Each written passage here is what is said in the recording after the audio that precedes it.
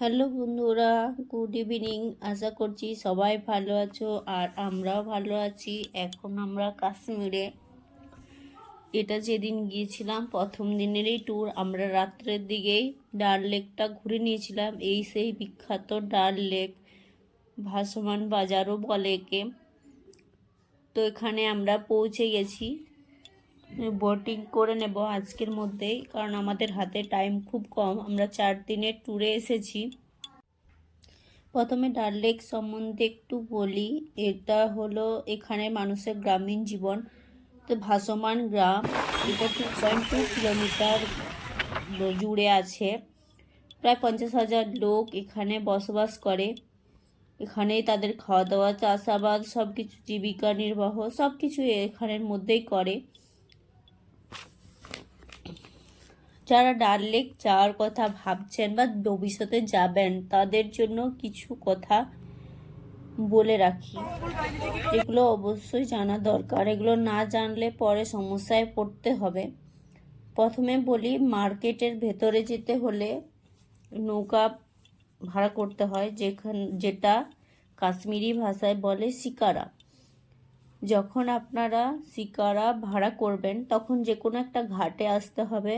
এখানে পরপর দেওয়া আছে ঘাট নাম্বার 1, 2, 3, 4 করে অনেকগুলো আছে, যে কোনো একটাতে আসবেন। এবার মাঝিদের সাথে কথা বলে নেবেন, অবশ্যই জেনে নেবেন কতক্ষণ ঘোরাবে, কি কি পয়েন্ট দেখাবে। পয়েন্ট বলে রাখি, পয়েন্ট তো কিছুই না, এক একটা জায়গাকে নামকরণ করে রাখা হয়েছে আলাদা আলাদা অ্যাঙ্গেল জুড়ে। তারপর বলি, এখানে বোটের ভাড়া কি রকম নেয়। ওরা তো বলে অনেক, 5,000 7,000 এরকম বলে।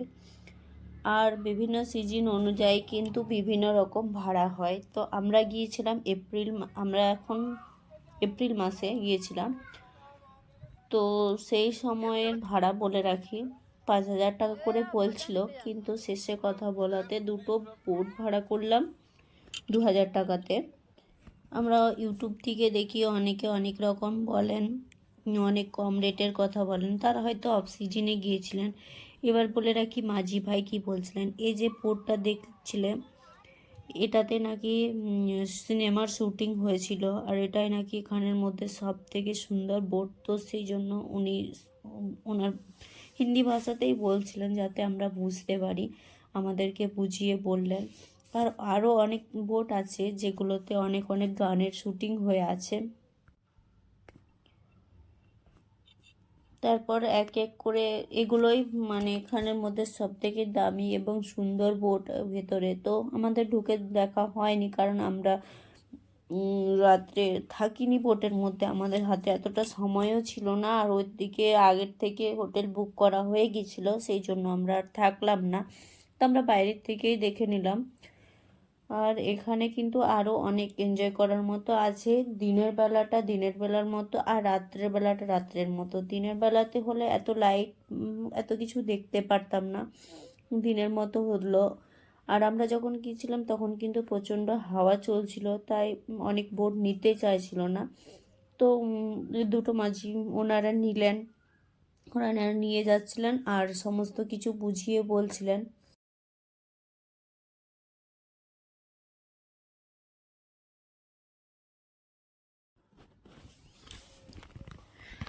এই বোটের মধ্যে থেকে কিন্তু আপনি বিভিন্ন রকম জিনিস কিনতে পারবেন, যেমন শাল, সোয়েটার, সবজি, বিভিন্ন রকম ফ্রুট। তবে এখানে কিন্তু রেট অনেকটাই বেশি, বাইরে রেট অনেকটা কম।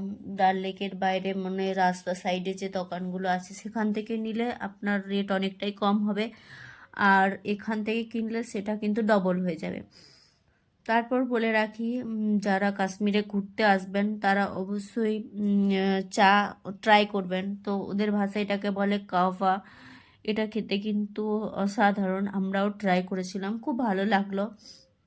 তারপরে এই দেখুন, দেখতে পাচ্ছেন দোকানগুলো আর ফ্লোটিং মার্কেট যেটাকে বলে। তো আমরা একটা দোকানের ভেতরেও ঢুকেছিলাম। তো জিনিসপত্রের দামও দেখলাম, আর জিনিসগুলো কিন্তু ভালোই, খুব একটা খারাপ না। কাশ্মীরের যেরকম কোয়ালিটির জিনিস পাওয়া যায় সব কিছুই ছিল। আর এখানে কিন্তু আপনি শুধু শাল সোয়েটারের দোকান না, ইলেকট্রিকের দোকান, যেগুলো সারাই হয়, বিভিন্ন রকম সমস্ত কিছুই পেয়ে যাবেন। ননভেজ আইটেমও পেয়ে যাবেন। তো ননভেজ আইটেমের রেট আমরা জিজ্ঞাসা করেছিলাম, অনেক হাই বলছিল, তার জন্য আমরা ট্রাই করিনি।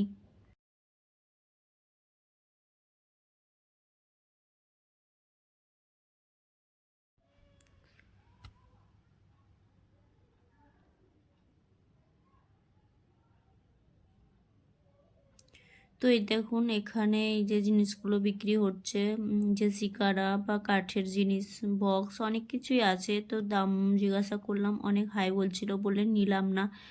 এগুলোই আমি বাইরের থেকে নিয়েছি 50 টাকা করে, আর এখানে সেটা বলছিল 100 টাকা করে নেবে, তাই আর নিলাম না এখান থেকে। তারপর গিয়ে বাইরের থেকে নিলাম। যাই হোক, জিনিসগুলো কিন্তু ভালো ছিল, খুব খারাপ না।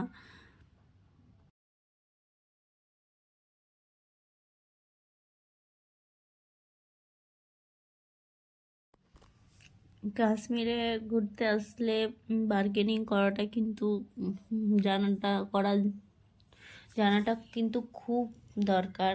কারণ এখানে প্রত্যেকটা স্টেপে মানুষ কিন্তু ঠকানোর জন্য রেডি হয়ে আছে। ঠকানো বলতে ওরা অনেক হাই রেট নিয়ে নেয়, কিন্তু যদি বার্গেনিং করে নিতে পারেন তাহলে সেই জিনিসটাই আপনি অনেক কম রেটে পেয়ে যাবেন। তো সবার দ্বারা সেটা আবার হয় না, যেমন আমি কিন্তু এসব পারি না, তাই কিনতেও ভয় লাগে, মানে হয় অনেক দাম নিয়ে নেবে। দেখতে থাকুন আগে। ওরা ওদের বাচ্চাদের কথা বলবে, হুম হুম তুমি খুঁজে পাবে না।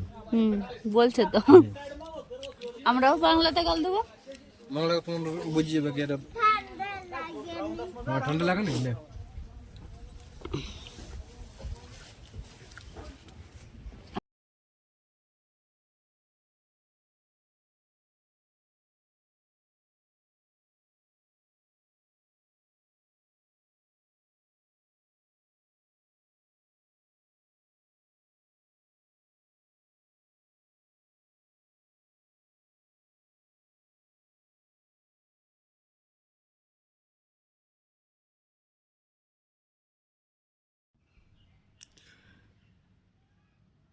আর এখানের মানুষ কিন্তু চাষাবাদও করে জলের উপরে নয়। এই যে দেখতে পাচ্ছ জমিগুলো, এগুলো উঁচু আছে, মাটিও আছে, এখানেই চাষবাস করে। তো দিনের বেলা হলে আর একটু ভালো দেখা যেত, সবজিও পাওয়া যেত।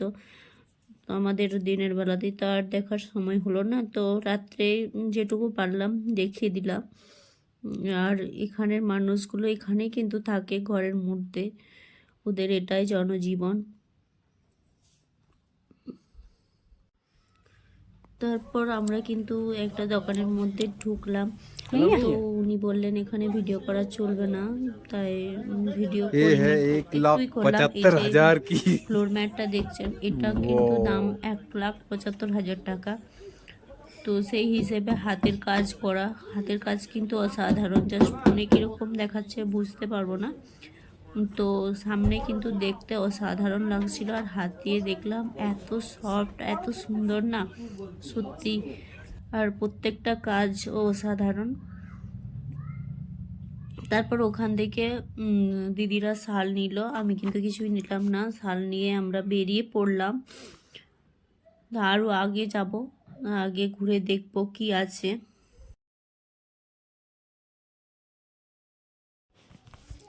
যে ফ্লোর ম্যাটটা দেখলাম, সেটা কিন্তু আমাদের মতো সাধারণ বাড়ির লোকেরা, তারা কিন্তু কল্পনাও করতে পারে না। তো যারা টাকা আছে তারা কিন্তু নেবেন, অবশ্যই নেবেন, সুন্দর, যথেষ্টই সুন্দর। আর একটা কথা বলে রাখি, সাবধানে ঘুরতে যাবেন, সব কিছু ঠিক করে, কতক্ষণ ঘোরাবে সব কিছু জেনে তারপর বোটে উঠবেন, নইলে ওনারা কিন্তু অল্প ঘুরিয়ে আবার 1 ঘন্টার মতো ঘুরিয়ে সেখানে নামিয়ে দেবেন। তো ডাল লেক অবশ্যই যাবেন, জায়গা কিন্তু খুব সুন্দর। আজকের মতো এখানেই, টাটা। পরের দিন আবার কোথায় ঘুরলাম একটা পরের ব্লগে দেখাবো, তার সাথে আরও অনেক কথা শেয়ার করব। আর এখান থেকে কী কী কিনেছিলাম সেগুলোও শেয়ার করব পরের একটা ব্লগে। আজকেরটা অনেক বড় হয়ে গেছে, আর বড় করব না। তো আজকের মতো টাটা, গুড নাইট সবাইকে। সবাই সুস্থ থাকো, ভালো থেকো।